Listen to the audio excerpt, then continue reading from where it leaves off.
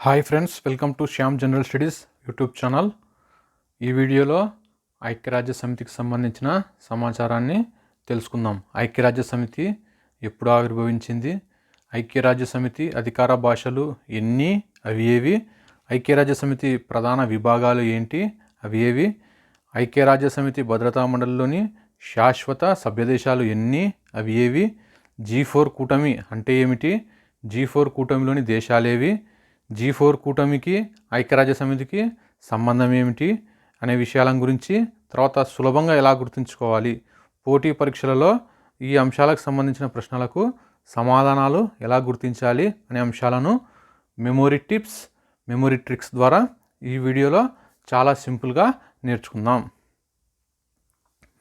మొదటి ప్రపంచ యుద్ధం 28 జూలై 1914, 11 నవంబర్ 1918 మధ్యకాలంలో జరిగింది. మొదటి ప్రపంచ యుద్ధము 1914, 1918 మధ్యకాలంలో జరిగింది. మొదటి ప్రపంచ యుద్ధ అనంతర పరిస్థితుల వల్ల వర్సైల్స్ ఒప్పందం ద్వారా నానాజాతి సమితి 1919 సంవత్సరంలో ఏర్పడింది. వర్సైల్స్ ఒప్పందం ఎప్పుడు జరిగింది? 1919. వర్సైల్స్ ఒప్పందం ద్వారా నానాజాతి సమితి 1919 సంవత్సరంలో ఏర్పడింది. నానాజాతి సమితి ప్రధాన కార్యాలయం ఎక్కడుంది? జెనీవా, స్విట్జర్లాండ్లో ఉంది. స్విట్జర్లాండ్ దేశంలోని జెనీవాలో నానాజాతి సమితి యొక్క ప్రధాన కార్యాలయం ఉంది. రెండవ ప్రపంచ యుద్ధము సెప్టెంబర్ 1, 1939 సంవత్సరం నుంచి 2 సెప్టెంబర్ 1945 సంవత్సరం వరకు జరిగింది. రెండవ ప్రపంచ యుద్ధం ఏ సంవత్సరాల మధ్య జరిగిందంటే 1939 నుంచి 1945 సంవత్సరం మధ్యకాలంలో రెండవ ప్రపంచ యుద్ధం జరిగింది. ఈ యొక్క రెండవ ప్రపంచ యుద్ధ అనంతర పరిస్థితుల వల్ల ఇక్కడ ఐక్యరాజ్య సమితి ఆవిర్భవించింది. మొదటి ప్రపంచ యుద్ధం అనంతర పరిస్థితుల వల్ల నానాజాతి సమితి ఏర్పడితే, రెండవ ప్రపంచ యుద్ధం అనంతర పరిస్థితుల వల్ల ఐక్యరాజ్య సమితి ఆవిర్భవించింది. ఐక్యరాజ్య సమితి యొక్క ప్రధాన కార్యాలయం ఎక్కడ ఉందంటే, ఐక్యరాజ్య సమితి ప్రధాన కార్యాలయం న్యూయార్క్లో ఉంది. ఐక్యరాజ్య సమితి ప్రధాన కార్యాలయం న్యూయార్క్లో ఉంది. అదే నానాజాతి సమితి ప్రధాన కార్యాలయం అయితే జెనీవా, స్విట్జర్లాండ్లోని జెనీవాలో ఉంది. తర్వాత ఐక్యరాజ్య సమితి అధికారికంగా ఎప్పటి నుంచి పనిచేయడం ప్రారంభించిందంటే, ఐక్యరాజ్య సమితి 24 అక్టోబర్ 1945 సంవత్సరం నుంచి అధికారికంగా పనిచేయడం ప్రారంభించింది. అక్టోబర్ 24, 1945 సంవత్సరం నుంచి ఐక్యరాజ్య సమితి అధికారికంగా పనిచేయడం ప్రారంభించింది. అందుకే అక్టోబర్ 24ను ప్రతి సంవత్సరం ఐక్యరాజ్య సమితి దినోత్సవంగా జరుపుకుంటారు. ప్రతి సంవత్సరం ఐక్యరాజ్య సమితి దినోత్సవంగా ఏ తేదీని జరుపుకుంటారంటే అక్టోబర్ 24. అక్టోబర్ 24ను ఐక్యరాజ్య సమితి దినోత్సవంగా జరుపుకుంటారు. ఐక్యరాజ్య సమితి ఎప్పటి నుంచి పనిచేయడం ప్రారంభించిందంటే అక్టోబర్ 24, 1945 సంవత్సరం నుంచి. నెక్స్ట్, ఈ 1945 సంవత్సరం జూన్ 26వ తారీఖున ఈ యొక్క యునైటెడ్ నేషన్స్ చార్టర్పై 50 దేశాలు మొదటగా సంతకం చేశాయి. 1945 అక్టోబర్ 24న ఐక్యరాజ్య సమితి పనిచేయడం ప్రారంభించిందని తెలుసుకున్నాం కదా. ఇక్కడ అంతకంటే ముందే 1945 సంవత్సరం జూన్ 26వ తేదీన 50 దేశాలు యుఎన్ చార్టర్పై, అంటే యునైటెడ్ నేషన్స్ చార్టర్పై సంతకం చేశాయి. అంటే మేము ఐక్యరాజ్య సమితిలో చేరుతున్నాము అని చెప్పేసి 50 దేశాలు సంతకాలు చేశాయన్నమాట. ఈ 50 దేశాలను ఏమంటారంటే ప్రారంభ దేశాలు, ప్రారంభ సభ్య దేశాలు అంటారు. క్వశ్చన్ అడిగే అవకాశం ఉంది ఫ్రెండ్స్. ఐక్యరాజ్య సమితిలో ప్రారంభ సభ్య దేశాలు ఎన్ని అంటే, ఐక్యరాజ్య సమితి ప్రారంభించకముందు యుఎన్ చార్టర్పై 50 దేశాలు సంతకం చేశాయి. వీటినే ప్రారంభ సభ్య దేశాలు అంటారు. తర్వాత యునైటెడ్ నేషన్స్ అనే పేరును సూచించింది అమెరికా అధ్యక్షుడు రూజ్వెల్ట్. యునైటెడ్ నేషన్స్ అనే పేరును సూచించినది రూజ్వెల్ట్, అమెరికా అధ్యక్షుడు.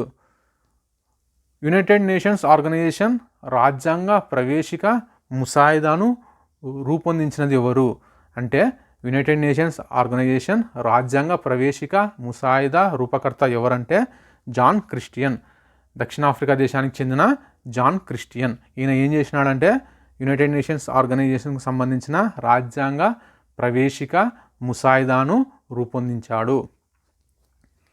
యునైటెడ్ నేషన్స్ ఆర్గనైజేషన్ తొలి సమావేశం లండన్లో జరిగింది. 1946 సంవత్సరం జనవరిలో యునైటెడ్ నేషన్స్ ఆర్గనైజేషన్ యొక్క తొలి సమావేశం లండన్లో జరిగింది. 1946 సంవత్సరం జనవరి. నెక్స్ట్, యునైటెడ్ నేషన్స్ ఆర్గనైజేషన్ చిహ్నం, దీని యొక్క గుర్తు ఏంటి అంటే 2 ఆలివ్ కొమ్మల మధ్య గ్లోబు. 2 ఆలివ్ కొమ్మల మధ్య గ్లోబు యునైటెడ్ నేషన్స్ ఆర్గనైజేషన్ యొక్క చిహ్నము. ఈ 2 ఆలివ్ కొమ్మలు అంటున్నాం కదా, ఇక్కడ ఆలివ్ కొమ్మలు దేనికి చిహ్నం అంటే శాంతికి చిహ్నము. ఆలివ్ కొమ్మలు శాంతికి చిహ్నము. యునైటెడ్ నేషన్స్ ఆర్గనైజేషన్ జెండా నందు లేత నీలం రంగు బ్యాక్గ్రౌండ్పై తెల్ల రంగులో గ్లోబు ఉంటుంది. గ్లోబుకు ఇరువైపులా 2 ఆలివ్ కొమ్మలు ఉంటాయి. యునైటెడ్ నేషన్స్ ఆర్గనైజేషన్ జెండా నందు లేత నీలం రంగు బ్యాక్గ్రౌండ్పై తెల్ల రంగులో గ్లోబు ఉంటుంది. గ్లోబుకు ఇరువైపులా 2 ఆలివ్ కొమ్మలు ఉంటాయి. ఈ యొక్క యునైటెడ్ నేషన్స్ ఆర్గనైజేషన్ జెండాను ఐక్యరాజ్య సమితి సాధారణ సభ 1947 సంవత్సరం అక్టోబర్ 20వ తేదీన ఆమోదించింది. యునైటెడ్ నేషన్స్ ఆర్గనైజేషన్ జెండాను ఐక్యరాజ్య సమితి సాధారణ సభ 1947 సంవత్సరం అక్టోబర్ 20వ తారీఖున ఆమోదించింది. ఇక్కడ మనం యునైటెడ్ నేషన్స్ ఆర్గనైజేషన్ యొక్క జెండాను చూడవచ్చు. లేత నీలం రంగు బ్యాక్గ్రౌండ్పై తెల్లని రంగులో గ్లోబు ఉంది. 2 ప్రక్కల 2 ఆలివ్ కొమ్మలు ఉన్నాయి. 2 ఆలివ్ కొమ్మలు శాంతికి చిహ్నంగా మనం చెప్పుకుంటున్నాం. నెక్స్ట్, యునైటెడ్ నేషన్స్ ఆర్గనైజేషన్ మానవ హక్కుల ప్రకటన ఎప్పుడు మానవ హక్కులను ప్రకటించింది అంటే 1948 సంవత్సరం డిసెంబర్ 10. 1948 సంవత్సరం డిసెంబర్ 10న యునైటెడ్ నేషన్స్ ఆర్గనైజేషన్ మానవ హక్కులను ప్రకటించింది. అందుకే ప్రతి సంవత్సరం డిసెంబర్ 10వ తారీఖును అంతర్జాతీయ మానవ హక్కుల దినోత్సవంగా జరుపుకుంటాం. డిసెంబర్ 10వ తారీఖును ప్రతి సంవత్సరం అంతర్జాతీయ మానవ హక్కుల దినోత్సవంగా జరుపుకుంటున్నాం. తర్వాత యునైటెడ్ నేషన్స్ అధికార భాషలు.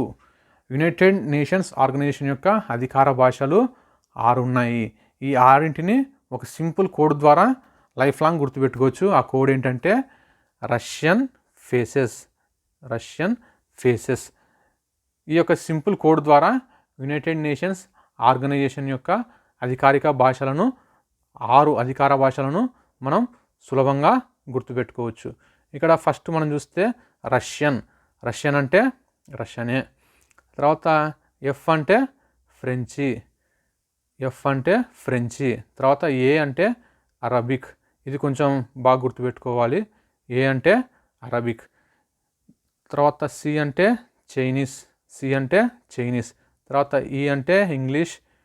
ఎస్ అంటే స్పానిష్. ఇది కూడా కొంచెం బాగా గుర్తుపెట్టుకోవాలి స్పానిష్ అనేది. ఎందుకనేది మళ్ళీ చెప్తాను. ఐక్యరాజ్య సమితి యొక్క అధికార భాషలు 6 ఉన్నాయి. అవి ఏంటి అంటే Russian, French, Arabic, Chinese, English, Spanish. Russian, French, Arabic, Chinese, English, Spanish. So ఇక్కడ వీటిని ఒక సింపుల్ కోడ్ ద్వారా గుర్తుపెట్టుకోవచ్చు అని చెప్తున్నాను. ఇక్కడ ఫస్ట్ రష్యన్ ఫేసెస్. రష్యన్ అంటే రష్యనే. ఎఫ్ అంటే ఫ్రెంచి. ఏ అంటే అరబిక్. ఏ అంటే అరబిక్. సి అంటే చైనీస్. ఈ అంటే ఇంగ్లీష్. ఎస్ అంటే స్పానిష్. ఇక్కడ ఏ అంటే అరబిక్ అనేది బాగా గుర్తుపెట్టుకోవాలి. ఎస్ అంటే స్పానిష్ అనేది బాగా గుర్తుపెట్టుకోవాలి. సో యునైటెడ్ నేషన్స్ యొక్క అధికార భాషలు 6. వీటిని ఎలా గుర్తుపెట్టుకోవాలో ఇప్పుడు తెలుసుకున్నాం కదా. నెక్స్ట్, యునైటెడ్ నేషన్స్ ఆర్గనైజేషన్లో ప్రధాన విభాగాలు 6 ఉన్నాయి. యునైటెడ్ నేషన్స్ ఆర్గనైజేషన్స్ యొక్క ప్రధాన విభాగాలు 6 ఉన్నాయి. వీటిని గుర్తుపెట్టుకోవడానికి కూడా ఒక కోడ్ ఉంది. అదే ఏబిసిడి. ఏబిసిడి అనే కోడ్ ద్వారా యునైటెడ్ నేషన్స్ ఆర్గనైజేషన్ యొక్క ప్రధాన విభాగాలను మనం చాలా సులభంగా గుర్తుపెట్టుకోవచ్చు. ఇక్కడ సి దగ్గర 3 ఉన్నాయి, అంటే 3 సీలు అనమాట. ఫస్ట్ చూద్దాం. ఏ అంటే అసెంబ్లీ, జనరల్ అసెంబ్లీ. ఏ అంటే అసెంబ్లీ. ఏం అసెంబ్లీ అంటే general assembly. United nations organisation ప్రధాన విభాగాలు మొత్తం 6 ఉన్నాయి. వీటిని సింపుల్ కోడ్ ద్వారా ఏబిసిడి అనే కోడ్ ద్వారా గుర్తుపెట్టుకోవచ్చు. ఏ అంటే అసెంబ్లీ. బి అంటే భద్రతా మండలి. బి అంటే భద్రతా మండలి. ఏ అంటే అసెంబ్లీ, జనరల్ అసెంబ్లీ, బి అంటే భద్రతా మండలి లేదా దీన్నే సెక్యూరిటీ కౌన్సిల్ అని కూడా అంటారు. తర్వాత సి అంటే ఇంటర్నేషనల్ కోర్టు. సి అంటే కోర్టు, అది ఏ కోర్టు అంటే international court, international criminal court అని కూడా అంటారు. సో సి అంటే కోర్టు. తర్వాత రెండవ సి అంటే సచివాలయం. మనం మామూలుగా మనం రాసేటప్పుడు సి అని ఎట్లా రాస్తారు, సి అంటాం కదా. సో ఇక్కడ సి అంటే సచివాలయం, సెక్రటేరియట్. నెక్స్ట్ మూడవ సి అంటే సామాజిక మండలి, అలా గుర్తుపెట్టుకోవడానికి మాత్రమే. సో ఫస్ట్ సి అంటే కోర్టు, ఇంటర్నేషనల్ క్రిమినల్ కోర్ట్. రెండవ సి అంటే సచివాలయం. మూడవ సి అంటే ఆర్థిక సామాజిక మండలి, economic, social and economic organisation. Next D అంటే ధర్మకర్తృత్వ మండలి, ట్రస్టీషిప్ కౌన్సిల్ అంటారు ఇంగ్లీష్లో. సో ఇవి యునైటెడ్ నేషన్స్ ఆర్గనైజేషన్స్ యొక్క ప్రధాన విభాగాలు. మొత్తం 6 ఉన్నాయి. అవి ఏబిసిడి అనే కోడ్ ద్వారా సులభంగా గుర్తుపెట్టుకోవచ్చు. ఏ అంటే అసెంబ్లీ, జనరల్ అసెంబ్లీ. బి అంటే భద్రతా మండలి లేదా దీన్ని సెక్యూరిటీ కౌన్సిల్ అంటారు. ఫస్ట్ సి అంటే కోర్టు, ఇంటర్నేషనల్ క్రిమినల్ కోర్టు లేదా ఇంటర్నేషనల్ కోర్టు. తర్వాత రెండవ సి అంటే సచివాలయం లేదా సెక్రటేరియట్. మూడవ సి అంటే ఆర్థిక సామాజిక మండలి. తర్వాత డి అంటే ధర్మకర్తృత్వ మండలి. నెక్స్ట్ వీటిలో ఇంటర్నేషనల్ కోర్టు యొక్క ప్రధాన కార్యాలయం ది హేగ్, నెదర్లాండ్లో ఉంది. ఈ ఐక్యరాజ్య సమితి యొక్క ప్రధాన విభాగాలలో ఇదొక్కటే ది హేగ్, నెదర్లాండ్లో ఉంది. మిగిలిన అన్ని ప్రధాన విభాగాల ప్రధాన కార్యాలయాలు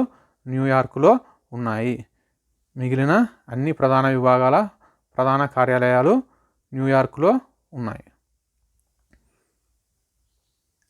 నెక్స్ట్ భద్రతా మండలిలో ప్రస్తుతం సభ్యదేశాలు ఎన్ని ఉన్నాయంటే ప్రస్తుతం సభ్యదేశాల సంఖ్య 15.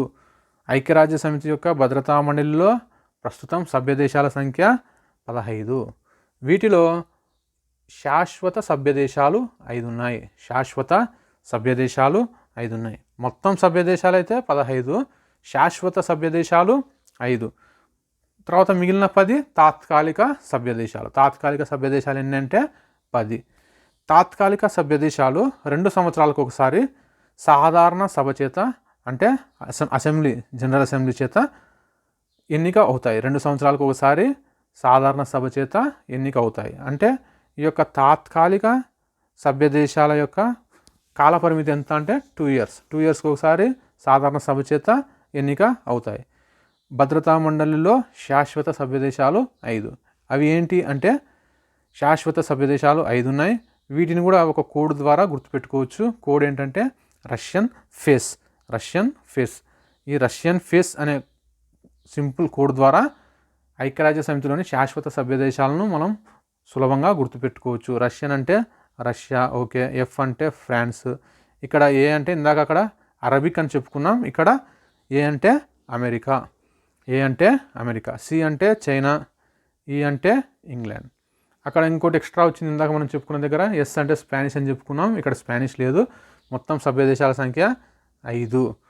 సో రష్యన్ ఫేస్ అనే సింపుల్ కోడ్ ద్వారా ఈ ఐక్యరాజ్య సమితి భద్రతా మండలిలోని శాశ్వత సభ్యదేశాల గురించి మనం సులభంగా గుర్తించవచ్చు. ఏ ఎగ్జామ్స్లో అడిగినా కూడా దీన్ని మనం సులభంగా గుర్తించుకోవచ్చు. ఏంటి అవి అంటే Russia, France, America, China, England. ఐక్యరాజ్య సమితిలోని శాశ్వత సభ్యదేశాలు 5. అవి రష్యన్ ఫేస్ అనే కోడ్ ద్వారా మనం గుర్తించవచ్చు అని చెప్పాను. రష్యన్ అంటే రష్యా, ఎఫ్ అంటే ఫ్రాన్స్, ఏ అంటే అమెరికా, సి అంటే చైనా, ఈ అంటే ఇంగ్లాండ్. ఇవి యునైటెడ్ నేషన్స్ ఆర్గనైజేషన్ యొక్క శాశ్వత సభ్యదేశాలు. వీటికి వీటో అధికారం ఉంటుంది. ఈ శాశ్వత సభ్యదేశాలకు ఐక్యరాజ్య సమితిలో వీటో అధికారం ఉంటుంది. నెక్స్ట్ యునైటెడ్ నేషన్స్ భద్రతా మండలికి 1988వ సంవత్సరంలో నోబెల్ శాంతి బహుమతి లభించింది. నోబెల్ శాంతి పురస్కారం యునైటెడ్ నేషన్స్ ఆర్గనైజేషన్ యొక్క భద్రతా మండలికి ఏ సంవత్సరంలో లభించిందంటే 1988వ సంవత్సరంలో యునైటెడ్ నేషన్స్ ఆర్గనైజేషన్ భద్రతా మండలికి నోబెల్ శాంతి బహుమతి లభించింది. తర్వాత ఈ యొక్క భద్రతా మండలిలో ఐక్యరాజ్య సమితి భద్రతా మండలిలో శాశ్వత సభ్యత్వం కోసం G4 కూటమి ఏర్పడింది. G4 కూటమి ఏర్పడడానికి గల ప్రధాన కారణం ఏంటంటే ఐక్యరాజ్య సమితి భద్రతా మండలిలో శాశ్వత సభ్యత్వం. ఐక్యరాజ్య సమితి భద్రతా మండలిలో శాశ్వత సభ్యత్వం పొందాలి అనే ఉద్దేశంతో G4 కూటమి ఏర్పడింది. ఈ G4 కూటమిలో మొత్తం ఎన్ని దేశాలు ఉన్నాయంటే 4 దేశాలు ఉన్నాయి. G4 కూటమిలో మొత్తం 4 దేశాలు ఉన్నాయి. G4 కూటమి సభ్య దేశాలు. సో ఈ G4 కూటమిలోని సభ్య దేశాలు ఏంటి అంటే అవి గుర్తుంచుకోవడానికి సులభంగా గుర్తుంచుకోవడానికి ఒక చిన్న కోడ్ ఉంది. అదే బాజా భజంత్రీలు అనే కోడ్ ద్వారా మనం G4 కూటమిలోని సభ్య దేశాలను సులభంగా గుర్తుపెట్టుకోవచ్చు. మనకు కావాల్సిన ఫస్ట్ 4 లెటర్స్ మాత్రమే. ఫస్ట్ బా అంటే భారత్, తర్వాత జా అంటే జపాన్, తర్వాత బా అంటే బ్రెజిల్, తర్వాత జా అంటే జర్మనీ. G4 కూటమిలోని సభ్య దేశాలను బాజా భజంత్రీలు అనే కోడ్ ద్వారా గుర్తుపెట్టుకోవచ్చు సులభంగా అని చెప్పాను. దీంట్లో ఫస్ట్ 4 లెటర్స్ మనకి ఇంపార్టెంట్. ఫస్ట్ బా అంటే భారత్, జా అంటే జపాన్, బా అంటే బ్రెజిల్, తర్వాత జా అంటే జర్మనీ. సో ఇవి G4 కూటమిలోని సభ్య దేశాలు. తర్వాత ఐక్యరాజ్య సమితిలో చివరిగా చేరిన దేశం ఏదంటే 193వ సభ్య దేశం దక్షిణ సూడాన్ 2011వ సంవత్సరంలో చేరింది. తర్వాత అదేవిధంగా ఇంకో పాయింట్, ఐక్యరాజ్య సమితిలో అధికార భాషలలో చివరిగా చేరిన అధికార భాష అరబిక్. అది ఏ సంవత్సరంలో చేరిందంటే 1973వ సంవత్సరంలో ఐక్యరాజ్య సమితి యొక్క అధికార భాషలలో అరబిక్ చేరింది. చివరిగా చేరిన అధికార భాష Arabic. Next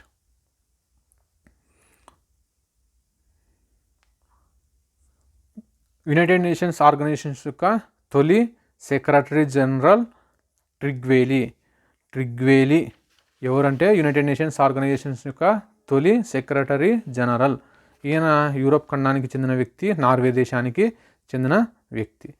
united nations ఆర్గనైజేషన్స్కు Asia నుండి ఎన్నికైన మొట్టమొదటి సెక్రటరీ జనరల్ యూ థాంట్. ఆసియా నుండి ఎన్నికైన మొదటి సెక్రటరీ జనరల్ యూ థాంట్. ఈయన మయన్మార్ దేశానికి చెందిన వ్యక్తి. యునైటెడ్ నేషన్స్ ఆర్గనైజేషన్ ప్రస్తుత సెక్రటరీ జనరల్ ఎవరంటే యాంటోనియో గ్యుటెరస్. ఈయన పోర్చుగల్ మాజీ ప్రధానమంత్రి యాంటోనియో గుటెరస్ ప్రస్తుత యునైటెడ్ నేషన్స్ ఆర్గనైజేషన్స్ యొక్క సెక్రటరీ జనరల్. 2021 సంవత్సరం జూన్లో రెండవసారి ఎన్నికయ్యారు సెక్రటరీ జనరల్గా. 2021వ సంవత్సరంలో జూన్లో మరొకసారి యునైటెడ్ నేషన్స్ ఆర్గనైజేషన్కు సెక్రటరీ జనరల్గా ఎన్నికయ్యారు. ఈయన 2026వ సంవత్సరం వరకు పదవిలో కొనసాగుతారు. యునైటెడ్ నేషన్స్ ఆర్గనైజేషన్స్ యొక్క శాంతి సైన్యాన్ని బ్లూ ఆర్మీ అంటారు. యునైటెడ్ నేషన్స్ ఆర్గనైజేషన్స్ యొక్క శాంతి సైన్యాన్ని బ్లూ ఆర్మీ అంటారు. ఓకే ఫ్రెండ్స్, ఈ వీడియో మీకు నచ్చితే లైక్ చేయండి, షేర్ చేయండి, కామెంట్ చేయండి. ఇప్పటి వరకు నా ఛానల్ను సబ్స్క్రైబ్ చేయకపోతే సబ్స్క్రైబ్ చేయండి. Thanks for watching.